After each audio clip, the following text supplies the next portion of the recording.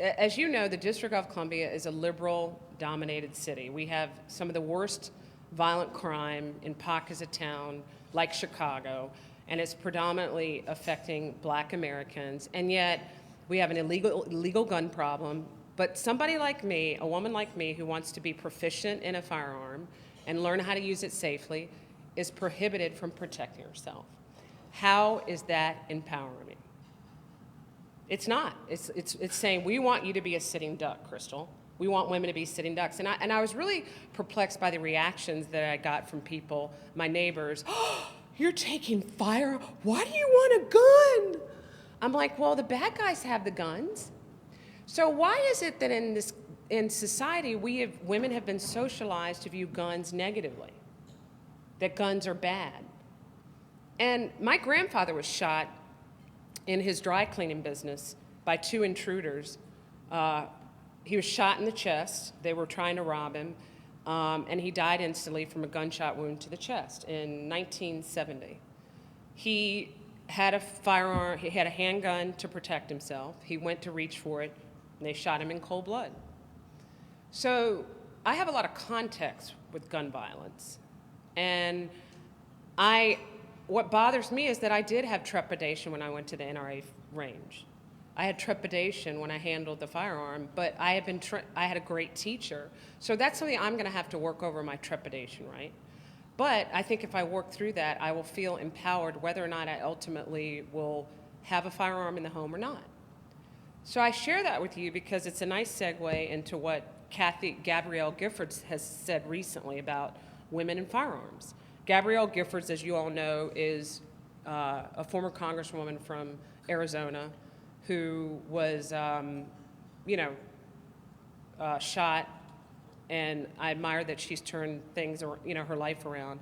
So now she's become an advocate that she's very much against guns, even though she is a legal gun owner along with her husband. She started a group recently, and she was quoted as saying, I think about a week ago, that dangerous people with guns are a threat to women. Criminals with guns, abusers with guns, stalkers with guns. Well, I would say to Ms. Gifford that could be a statement. Bad people with illegal guns or bad people with guns are a threat to all of us, right? But yet, Democrats want to prevent legal gun ownership because the fact of the matter is that most of the violent crime is not being committed by legal gun owners. So that's just a story about how you can empower yourself with a firearm. I want to move on to different ways that women can empower themselves, like being a mom, like being a blogger or politician, or head of a CEO of a company. You remember when when Romney ran for president, and people said that Ann Romney didn't have a real job because she raised 5 boys? That's a real job. And I think what's awesome is that we allow women to have choices of how they want to be empowered. And being a mom is a real job. My mom was a mom, and she devoted most of her career to raising us. Now, another way you can be empowered is have a career. A good friend of mine told me recently, she said, you know what makes me feel empowered, Crystal? Making my own money. That's a great thing, earning your own money. That's nothing to be ashamed of. So if that's what you want to do, and I'm not saying these are ways that one excludes the other, but maybe sometime in your life you want to be a mom, then you want to have a career, you want to make money, because you can't have it all. The women who tell you, like Sheryl Sandberg, you should lean in, well, guess what? If you lean into your career, you're going to lean out of being a mom. Because she is where she is because she pays nannies and all these other people to take care of her children, okay? That's fine, but you can't have it all. Just like my dad didn't have it all. There were some things he missed when we were growing up because he wanted to empower the family by building a successful business so he could be a provider. He was empowered by being a provider. We always had dinner together, but everybody makes sacrifices, okay? You can't have it all. Now, being a politician, I think there's this young woman, Elise Stefanik. You guys probably know her, youngest woman elected to Congress. She's a Republican, I think, from New York. And you know what she said? She said that when she said she was going to run for Congress, many people told her, you can't do it, you're too young, right? You're too this and that. She stuck with it, and she said that when she was on the campaign trail, she owned who she was. She became empowered because she owned her youth. She owned the fact she was a woman. So that's another message I have for all of you. Own who you are. You know, I'm black, I'm conservative, I'm from the South. I'm not one of those things, I'm all of those things, and I own all of those things. So that's something that Elise did. She owned it, and she said sometimes she'd be on the campaign trail and men would tell her, "We think your skirt's too short. We don't like your pantyhose. We don't like the color pantyhose you're wearing." And she would just smile and kind of shrug it off. She owned who she was, because it wasn't about what she was wearing, right? But also, it wasn't a negative that she liked short skirts or that she was a young woman. She owned who she was. It was more about what was in her head, and when she started talking, people got past that. So, and a lot of times I think that women, we're not necessarily taught that we can actually run for president, right? We can run to be members of Congress. We don't necessarily always have to work for the candidate. We can be the candidate. Another way to be empowered. And finally, blogging. People ask me all the time, well, Crystal, how did you decide to blog, and how do you do this? There was no method to my madness except that I had something to say and I started to say it. So I would say if that's, if you're political and you want to get your words out and that's something that you've always had a passion about, just start writing and never let people tell you no. I think persistence and hard work, there's really no substitute for that. And people, I guess that's a nice kind of little segue into the next topic of pay inequality and women aren't equal to men kind of psychology, right? I think if you really want to do something, you can do it. And it's not about necessarily you're a woman or he's a man. It's about knowing what you want and going for it. And that's where I have a problem with this whole narrative about, pay inequality. And I think what's interesting is that, the reality is a lot of women, because we're nurturers at heart, we sometimes want to leave the workforce, or maybe we want to work part-time so we can be with our children, or maybe we just don't want to work as much as men sometimes. I don't have children, but there's sometimes when I just want to take time off from my business to do something else, like learn to, shoot a gun, right? And I don't expect to get paid from my clients for hours I don't work. So women do want to go, they want to be moms, they want to be able to share jobs, so you're not going to get paid the same as the guy, because that's not fair to the guy. And I think Megyn Kelly said something so great that really stuck with me. She did an interview with Charlie Rose, and Charlie said, "What do you think about all this pay inequality?" And so Megyn said, "Look, I'm a journalist, so I don't really weigh in on a lot of these things." She said, "But I'm also a mom and a wife. And I think she said she's all for equality, but not at the expense of bashing men." And I think, wow, that's so true, right? Why do we have to feel empowered by bashing men? And that's really what the so-called women's movement, feminist movement was all about, right? Men are bad. Well, we wouldn't be here if it wasn't for men. It's called procreation, guy, girl. They meet, they like each other, they marry, you create babies, right? I mean, so none of us we're all in God's world together and dependent on one another. So anyway, I just was like, wow, I really like what Megyn Kelly has said. I'm going to start using that. And that takes us to Jennifer Lawrence. You remember the whole conversation about Hollywood and how rich actresses in Hollywood, we should feel sorry for them because they're not getting the millions and upon millions that their male counterparts are getting? So Jennifer Lawrence, you probably know her. A lot of you know her from the Hunger Games and American Hustle. She wrote a letter, an essay for a newsletter that Lena Dunham has. She's an actress in Hollywood called I don't know, it's just some newsletter thing. So Jennifer Lawrence, about a week and a half ago, admitted in this essay that there is no such thing as pay inequality in Hollywood. She said that when she was in American Hustle, the film that came out a couple years ago, she found out after the fact that she had been paid less than her male counterparts. So she said, I didn't feel sorry for Sony Pictures, or, no, she said, I didn't feel sorry for myself, or I wasn't mad at the boys or Sony Pictures. I was mad at myself for not asking for more money. Fancy that, right? I mean, many of you are are working or starting your careers, and you know what I was always told by other people? ask for what you're worth. Ask for what you're worth. And you don't like the price, ask for more. And women, there's many studies that show this, we're not good negotiators, right? And you know what Jennifer Lawrence said? As a woman, I wanted to be liked in Hollywood. I didn't want to be viewed as like, she's a, you know what, the bad name that people call us when we're smart businesswomen. She said, I wanted to be liked. She said, but now I don't need to be liked. I just need to be paid for what I'm worth. And there's another backstory to this. Apparently, the budget for American Hustle was very small anyway. But you know, the bottom line, I don't feel sorry for these actresses that are making millions of dollars. Frankly, when the average American makes like what, $40,000 a year, you know, I don't feel sorry for them. But I'm just using this as an example how the media, the liberal media, distorted that whole thing. It got blown out of proportion. You know, I think at the Oscars when I forget the woman's name, she got Best Actress. And she got on her soapbox talking about how she wants women to get paid more. I mean, those guys are so out of touch, it's not even funny. They wouldn't even know pay equality if it smacked them in the face. So, again, I think we have to, if we get through the headlines and what the liberal media wants us to believe, I just don't believe that there's all this raging pay inequality happening in America today. I don't buy into it. But I will just, I guess, leave you with some, so I've kind of told you about ways you can empower yourselves as women and not fall into any kind of box or narrative. I don't think that you do.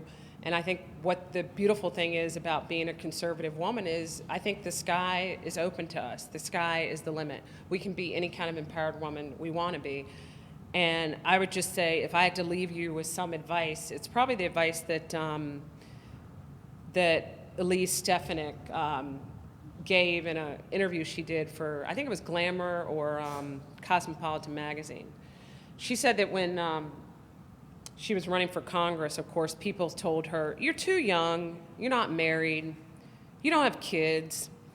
They even criticized my crazy patterned tights, as I told you. But this is what she said that her father always told her. Do your homework, work hard. And I would add to that, ask yourself, why not me? No matter what it is that you want to do, I think that's always the question that we need to ask ourselves. Why not me? You know, you want to be a U.S. Senator. Why not be? President of the United States. Why not be? Why not me? And then President, CEO of a Fortune 500 company. A great mom of maybe a lot of kids. Why not me, right? So that's it. I'll leave you with that. There's many ways to be empowered, but that's just a few.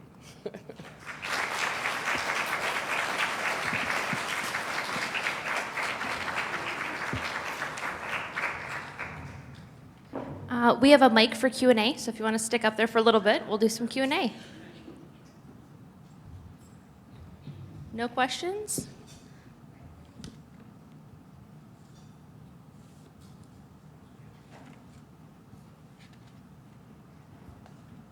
Thank you. That was wonderful.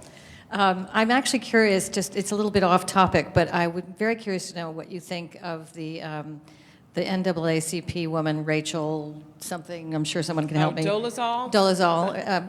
Would you like to share some thoughts on her identifying as black? Yeah, gosh, I don't even know where to begin, but Rachel Dolezal, I guess we should bet. She was head of a local NAACP chapter. I forget what state. I don't know if anybody remembers. Washington State. And she decided she was going to pretend to be black in order to, I don't really understand why, to get the job at the NAACP. And then when she was exposed, she really never answered why she would do such a heinous thing, right? And my reaction to that was I wasn't surprised because the NAACP, which it was founded, before the Civil Rights Movement, well, during the Civil Rights Movement, to help bring equality to blacks, do freedom rides, do some litigation work. It was a great organization. The National Association for the Advancement of Colored People is the full name. And it's become a shell of its former self. The NAACP doesn't fight for equal rights anymore. It wants equal outcomes. It wants to like get behind fake race wars. So I was not shocked that they would let somebody like, that work for them. And my question is like, I just don't know how they didn't see through her scam, but I think that was just an example of the fact that they're really not in the mission of advancing anything for Black Americans anymore. And as a woman who I was raised in the South. My parents are products of segregation. They grew up in segregated Richmond, Virginia, where they had to go to separate but unequal schools. My father was one of the first Black people to be allowed to go to the Medical College of Virginia dental school. My mom sat on the back of the bus at 13 years old going to ballet class, and she had an older white man come up to her and tell her, "Girl, you need to get out of that seat." My mom was already in the back of the bus. So she looked at she's a skinny, scrawny little girl. She looked at him, she said, "I'm already in the back of the bus, I'm not getting up." And she said the bus driver looked back in the rearview mirror and just kept driving. So I know a lot about, I'm probably, unlike many of you, I'm the first generation where my parents didn't have to worry about whether or not I had to go to a separate swimming pool or drink out of a different water fountain. So when I look at these kind of antics from people like Rachel Dolezal, who doesn't even understand what it means to be a Black American, to then pretend and ride on, what she was going to pretend about the pain and what Black Americans went through. I mean, it's just an affront. And the NAACP should have apologized for that deception. And I think the difference in where we are in race relations now and how organizations like the NAACP talk about race is that it's not the story I just shared with you. It's a fake manufactured story about the problems affecting Black Americans today as opposed to what they were 40 years ago, when all these organizations, there was a real role for them and they were needed to fight for Black Americans' rights, like the Urban League, right? So yeah, it's just sad, and I think it puts a blot on, civil rights history when stuff like that happens. I mean, I laughed because I was like, she's got the craziest hair I've ever seen. I don't know any Black person that has hair like that, but that's another story. Anyway. Yeah.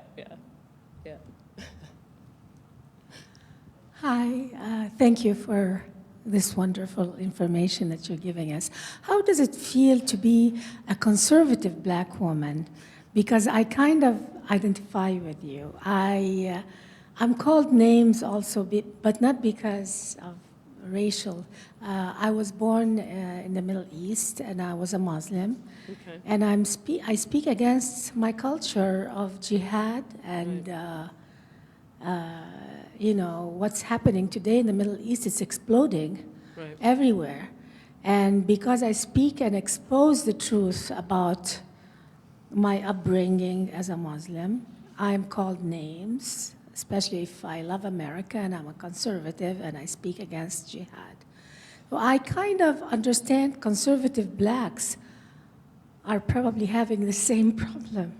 So I would like to hear what you can say about that. Yeah, well, I just applaud you. I think we should all applaud you for speaking out against, radical Islam. I mean, I want to give you a hand for that because,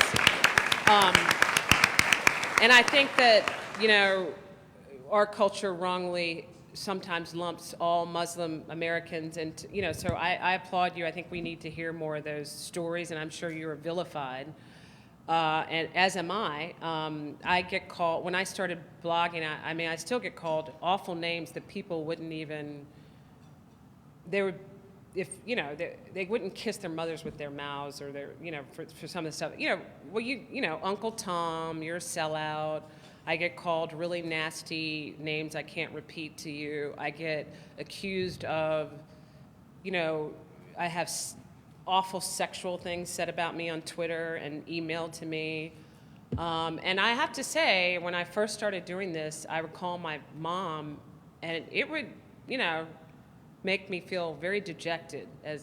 I mean, it doesn't make you feel good when people are saying these nasty things about you.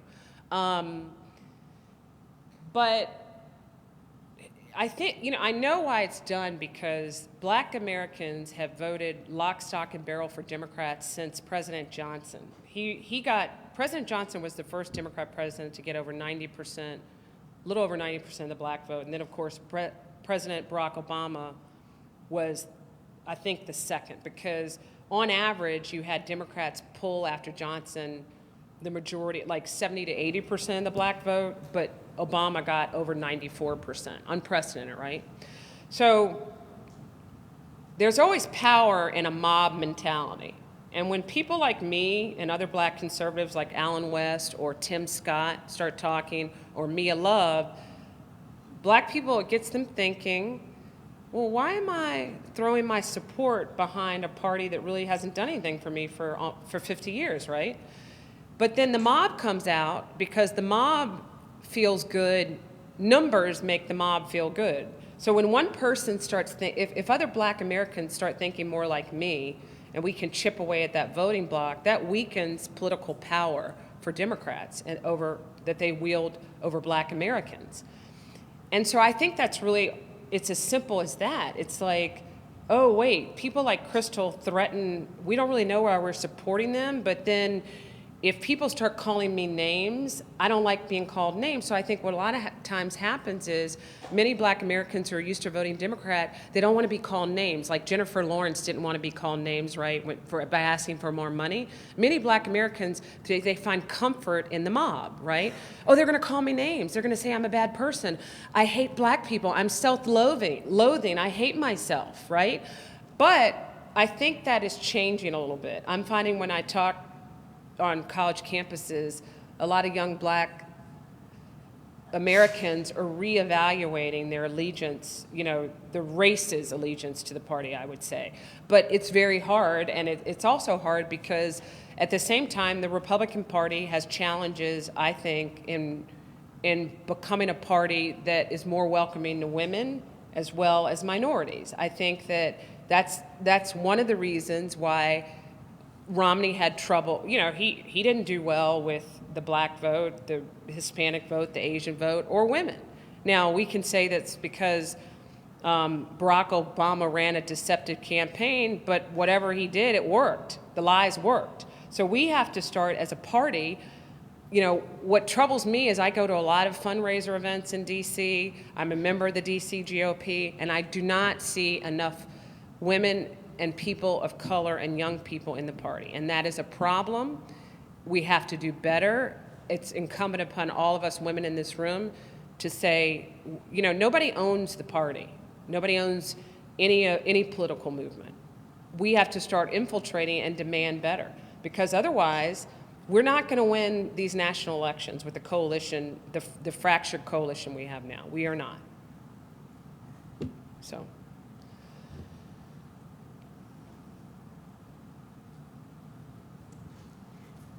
So you said women often get paid less because we're bad at negotiating. What practical tips could you offer on improving upon this art of negotiation? Sure, great question. Well, I've had a couple corporate jobs and I've been bad at negotiating. I find out after that there's somebody else getting a little more money than me, getting parking paid for. So I think I've always been taught never accept the first offer, period. Just don't, whether you're a consultant or whatever. Always give yourself at least a day, I would even argue several days, to like huddle with, see what the average, you know, see if you can find out, go online, look at what people are getting paid at that company, or the average amount for your experience and position, what kind of benefits the company offers. You can also ask the HR person without being specific, because they're not going to tell you what they're paying somebody else, right?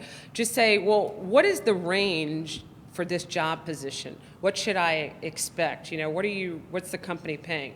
I mean, here's what I always say. You can ask, right? They can always say no. So you ask questions, do your homework, huddle with people you trust, mentors, your family, but don't ever accept the first offer, rule of thumb. I say always counter. I tell young people that I work with and my brothers, always make a counter offer. And then some people say, I mean, I'm guilty of this myself. Oh, I know right away they're going to say no. Well, you're already coming from a position of no, right, in your head of what you're worth. So you've already said, well, I'm not worth that. So I think, and write it down. I'm really guilty of even with contractors, if I have to get something done at the house, get 3 estimates, from plumbers and whatever, but write your notes down so that when you're talking on the phone with the person who's hiring you, or, you're in person and you're renegotiating, you have context. Okay, so the first offer was this. Then next to the first offer, I think you should get a pencil and paper and write the counter offer, what you want. So you have context when you're going back into, and then when they give you the counter offer, say, well, I'm going to have to think about this 24 hours. Nobody, any employer should give you that because they want you to accept on the spot because I think this is interesting. The woman who was head of Sony Pictures, the former head of Sony Pictures who was involved in all those leaked emails, and all that stuff when North Korea hacked into their account, she said something that we all know is true. Nobody's going to willingly pay you more money, right? If you can get away, don't you like discounts? I like sales. When I go to a store, I want to get something on sale, right? So think about an employer has the same philosophy. If they can get you cheap, they're going to get you cheap. If I can get an electrician to do a job for 25% less than the other guy, am I going to get the cheaper guy? Yeah. So, but that doesn't mean you have to settle for lesser salary. You just have to ask for more, and don't be afraid. And I think it is hard. I don't know. I think it's the way we're socialized as women to be liked, and that's okay. We can be liked, and we can be nurturers, and we can have soft edges, and we can want men to compliment us on the way we dress. I do. But we can also fight for, our checks, our paychecks.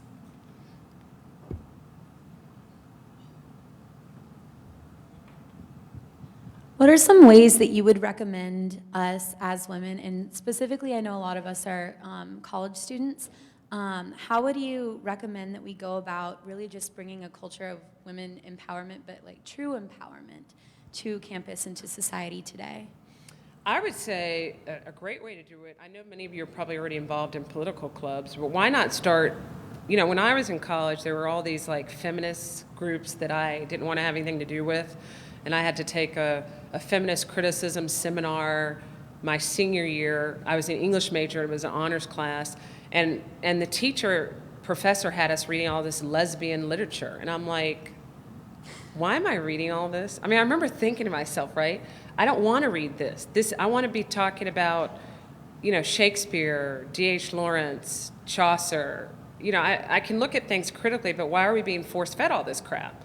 So I come to find, and it was like deconstructing male writers, feminist criticism, which is basically male bashing. Men are bad. That's what it was, right? So at the end of the seminar, the professor tells us that she's a lesbian. I'm like, really? I probably could have figured that out. And so that's why, and I went to Georgetown University, okay? I mean, and I was like, I had never had, up until that point, I had great English professors. And I'm thinking to myself, well, you should have told us what your agenda was, your political agenda at the beginning of this class. And then I would have said, I don't want to take it. I mean, but the problem is Georgetown only gave us one choice for honors majors that semester. So the second semester, I actually did not take the honors class. But anyway, I share that story with you because I would say what would be really cool for me to see is an alternative to these male-bashing so-called feminist clubs on campus. Why couldn't you guys start some of, I don't know what you call it, but why you could call it something as simple as, women empowerment groups. I don't know. You guys are good at thinking of names, right?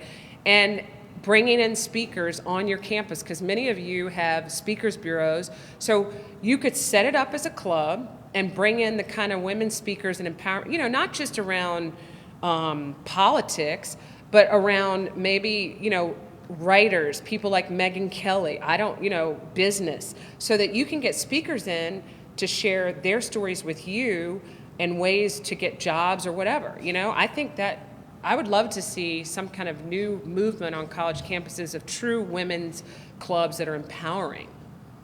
So I think that's one way to do it. I think starting newspapers. I would like to see a bigger proliferation of college campus publications that are run by women and give women a voice to talk about economics, to talk about politics, to talk about cooking, decorating. Why not? I mean, why do we have to fit into some mold that others have created for us? So, and with electronic media now, you don't even have to, everything's electronic. I mean, when I was at Georgetown, we printed the Hoya. I don't, maybe they still might print it, but I'm sure it's just available online now, So, writing is a powerful tool, and also infiltrating. I mean, I guess it's been so long since I've been on at a college campus, but you have you can run for president of things, right? I guess student body organizations, right? Do that. I mean, we have to make our presence known beyond, when I was at Georgetown, the feminist club was like, we're not going to shave our underarms and our legs, and it's just not empowering to me. I mean, you don't have to do any of that. That's a personal choice, I get it, personal hygiene. But really, I was trying to get dates on my time when I wasn't studying at the library at Georgetown. I wasn't trying to go looking like Grizzly Adams.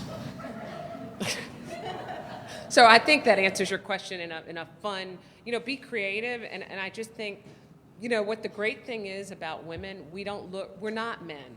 And I don't want to be a man, okay?